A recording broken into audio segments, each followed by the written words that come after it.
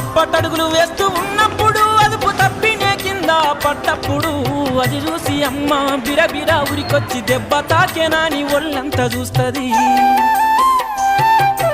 ఆస్తిపాస్తులు ఎన్ని ఉన్నా లేకున్నా మేడమిద్దెలు లెక్కలేనన్ని ఉన్నా కన్న కడుపే మేడమిద్దెలనుకుంటది, కడుపు తీపే ఆస్తిపాస్తులనుకుంటది.